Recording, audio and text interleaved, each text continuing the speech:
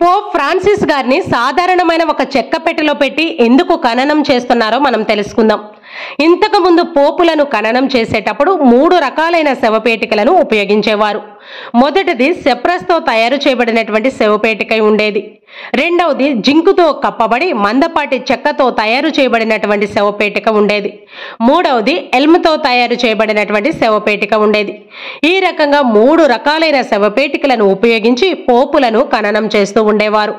అయితే Pope Francis గారి విషయంలో వాటన్నిటికీ వృధా ఖర్చులు పెట్టొద్దని కేవలం జింకతో కప్పబడినటువంటి ఒక శవపేటికను ఎంచుకొని ఆ చెక్క పెట్టెలోనే వారి యొక్క పవిత్ర శరీరాన్ని ఉంచి చాలా సాధారణంగా అంత్యక్రియలు జరిపించాలి అని పోప్ ఫ్రాన్సిస్ గారు కోరుకున్నారు.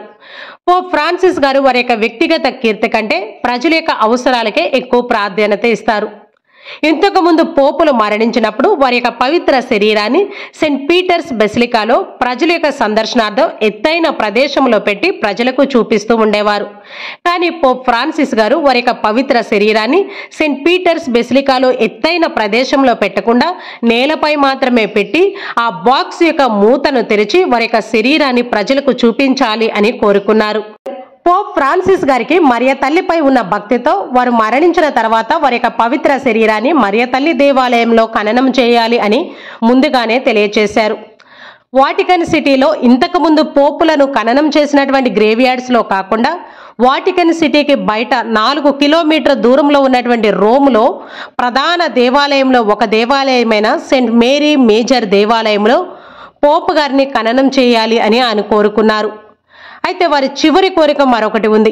పోప్ ఫ్రాన్సిస్ గారిని భూమిలో చాలా సాధారణంగా ఎటువంటి అలంకరణ లేకుండా ఖననం చేయాలి అని వారి చివరి కోరికగా కోరుకున్నారు.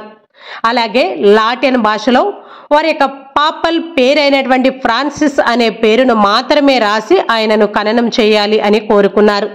1 దశాబ్దం తర్వాత వాటికన్ సిటీకి బయట ఖననం చేయబడుతున్న మొట్టమొదటి పోప్ ఫ్రాన్సిస్ గారే. పోప్ గారికి మరియ తల్లి పట్ల ఉన్న భక్తితో వారి యొక్క విశ్రాంతి స్థలాన్ని ముందుగానే ఎన్నుకున్నారు.